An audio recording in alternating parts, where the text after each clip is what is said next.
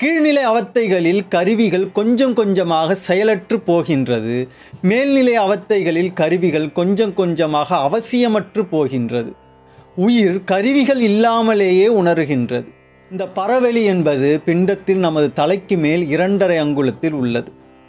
சுத்த அவத்தைகள் தொடங்கும் இடம் இதுதான். நமது துன்பம் நீங்கத் தொடங்கும் இடமும் இதுதான். தியானத்தின் மூலம் பலரும் தொட விரும்பும் இடமும் இதுதான். என்னுடை வஞ்சக இயற்கை யாவையும் பொன்னுடை விடையினோய் பொறுத்து கொண்டு நின் தன்னுடை அன்பர்தம் சங்கம் சார்ந்து நான் இன்னுடை புகழ்தனை நிகழ்த்த செய்கவே.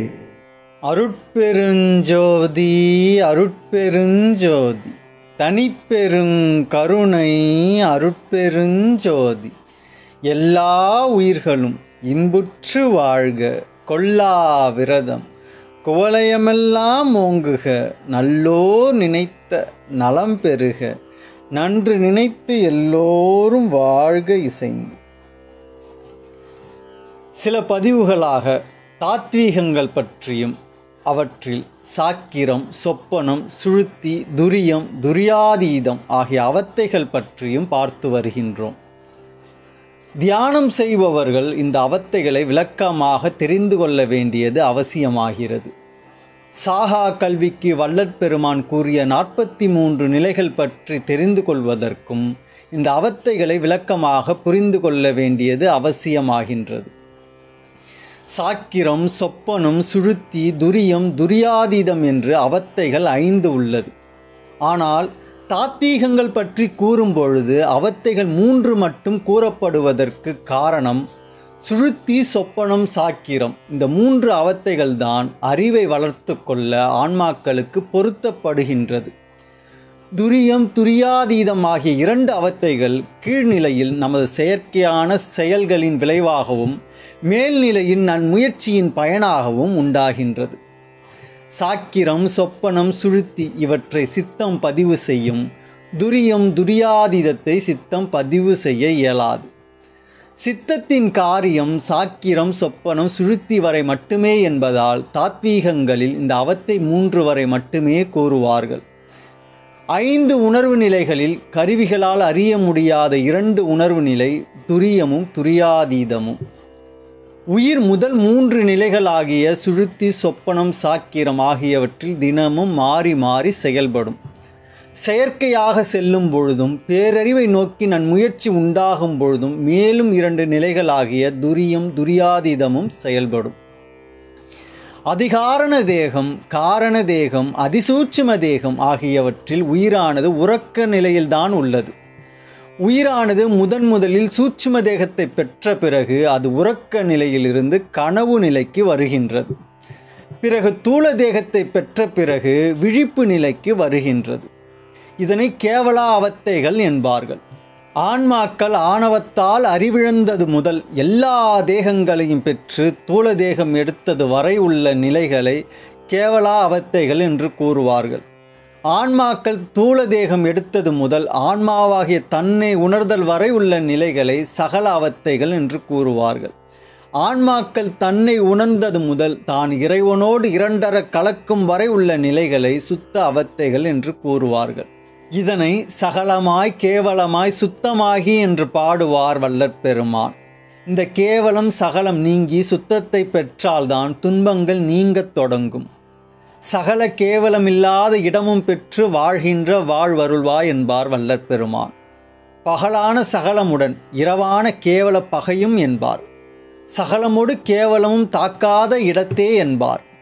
சகலமும் கேவலமும் தாக்காத இடம் எதுவென்றால் சகல கேவலம் இல்லாத பரவெளி என்று பாடுகின்றார் வள்ளற்பெருமான்.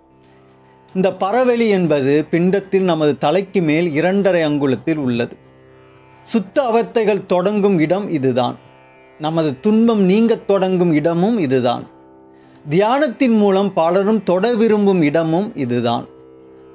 அவத்தை நிலைகள் ஆன்மாக்கள் ஆணவத்தால் அறிவிழந்தது முதல் இறைவனோடு 2.5 கலக்கும் வரை உள்ளது. இந்த எல்லா நிலைகளிலும் சாக்கிரம், சொப்பனம், சுழுத்தி, துரியம், துரியாதீதம் ஆகிய 5 அவத்தைகளும் உள்ளது. இப்பொழுது நாம் இருக்கும் நிலை சகல அவத்தையில். இந்த சகல அவத்தைகளில் கீழ்நிலை அவத்தைகளும் மேல்நிலை அவத்தைகளும் உண்டு. இந்த கீழ்நிலை அவத்தைகளை புரிந்து கொள்ளும் பொழுது மேல்நிலை அவத்தைகளை புரிந்து கொள்வது எளிதாகும். சாக்கிரம் என்பது உயிரின் விழிப்பு நிலை, சொப்பனம் என்பது உயிரின் கனவு நிலை, சுழுத்தி என்பது உயிரின் ஆழ்ந்த உறக்க நிலை, துரியம் என்பது உயிரின் மயக்க நிலை, துரியாதீதம் என்பது உயிரின் அடக்க நிலை. இப்பொழுது இந்த 5 அவத்தைகளை சற்று விளக்கமாக புரிந்து கொள்வோம். சாக்கிரமாகிய விழிப்பு நிலையில் உணர்வானது புருவ மத்தியில் நிற்கின்றது. அதிகாரண தேகம், காரண தேகம், அதிசூட்சும தேகம், சூட்சும தேகம், தூல தேகம் ஆகிய தேகங்கள் இயங்கி அறிவு செயல்படுகின்றது. அந்த தூலத்தின் இயக்கத்தை சித்தம் பதிவு செய்கின்றது.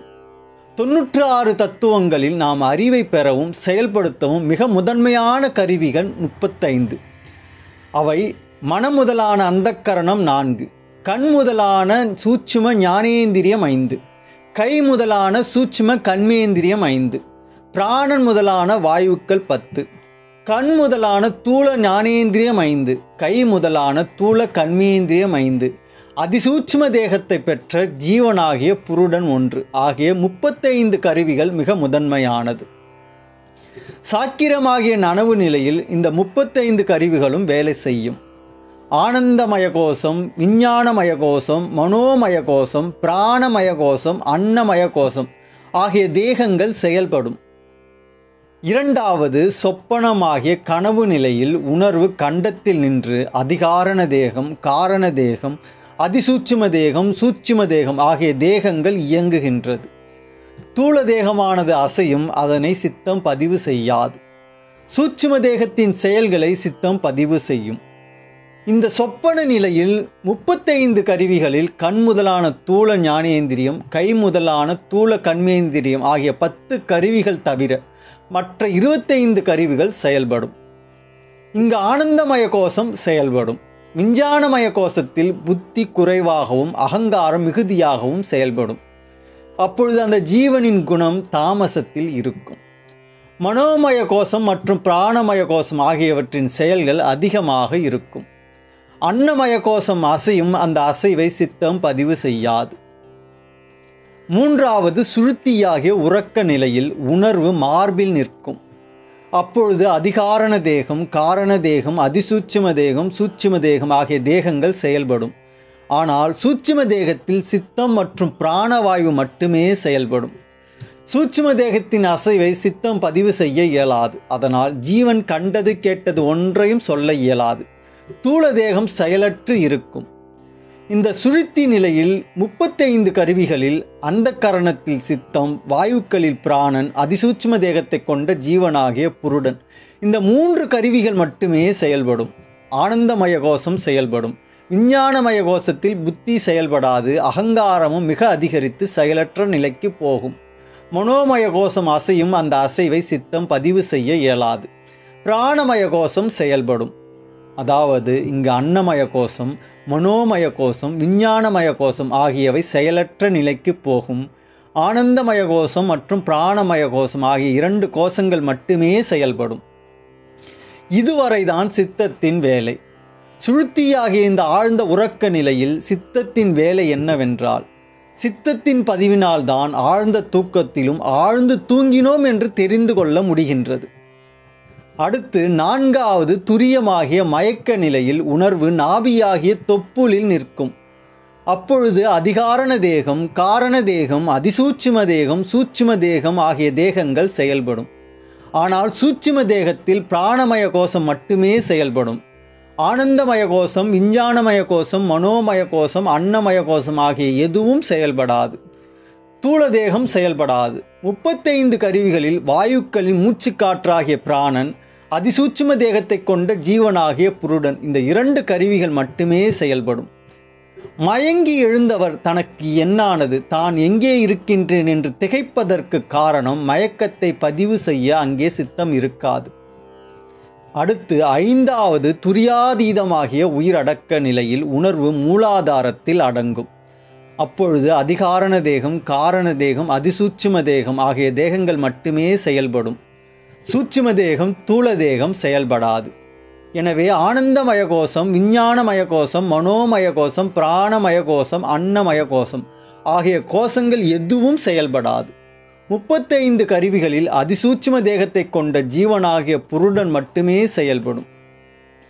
இங்கு மூச்சுக்காற்றாகிய பிராணவாயுவும் நின்றுவிடும். அதுதான் உயிரடக்கம். சிலருக்கு ஒரு பெருந்துயரமான செய்தியை கேட்டவுடன் மூச்சு உட்பட எல்லாம் நின்றுவிடும். ஜீவனாகிய புருடன் மட்டுமே இருக்கும். மாரடைப்பு ஏற்பட்டால் உண்டாகும் நிலை போன்றது. நெஞ்சை அழுத்தி மூச்சை இயங்க வைப்பார்கள். இதனைத்தான் உயிர் போய் வந்தது என்பார்கள். பிராணவாயுவோட வேலை ஜீவனை எல்லா இடத்திற்கும் எடுத்து செல்வது. அதனால் தான் பிராணவாயு அடங்கினால் அனைத்தும் அடங்கி விடுகின்றது. இவை 5ம் சகலத்தில் கீழ்நிலை அவத்தைகள். இதேபோல்தான் மேல்நிலையில் உண்டாகின்றது. கீழ்நிலை அவத்தைகளில் கருவிகள் கொஞ்சம் கொஞ்சமாக செயலற்று போகின்றது. மேல்நிலை அவத்தைகளில் கருவிகள் கொஞ்சம் கொஞ்சமாக அவசியமற்று போகின்றது. உயிர் கருவிகள் இல்லாமலேயே உணர்கின்றது. கீழ்நிலை அவத்தைகளில் உணர்வானது உடலில் 5 இடத்திலும், மேல்நிலை அவத்தைகளில் உணர்வானது உடலில் 7 இடத்திலும் காரியப்படும். அடுத்த பதிவில் மேல்நிலை அவத்தைகளின் அந்த 7 இடம் எது, மேல்நிலை அவத்தைகள் என்னென்ன, சாகா கல்விக்கான வள்ளற்பெருமான் சொன்ன 43 நிலை என்ன என்று விளக்கமாக காண்போம். நமது பதிவுகளை தொடர்ந்து பார்க்காதவர்களுக்கு இப்பொழுது வரும் சில பதிவுகளை புரிந்து கொள்வது கடினமாகும். காரணம், நமது சேனலில் ஒவ்வொரு பதிவும் மற்ற பதிவுகளோடு தொடர்புடையது. அதனால் நேரம் கிடைக்கும் பொழுதெல்லாம் நமது சேனலில் உள்ள மற்ற பதிவுகளையும் பார்த்து பயன்பெறுங்கள். இனிவரும் பதிவுகளை புரிந்து கொள்வது எளிதாகும். அருட்பெருஞ்சோதி. பொய்யாத மொழியும் மயல் செய்யாத செயலும் வீண் போகாத நாளும் விடயம் புரியாத மனமும் உட்பிரியாத சாந்தமும் புந்தி தளராத நிலையும் எய்யாத வாழ்வும் வேறெண்ணாத நிறைவும் நினை என்றும் மறவாத நெறியும் இரவாத தகவும் மேற்பிறவாத கதியும் இவ் ஏழையேற்கு அருள் செய்.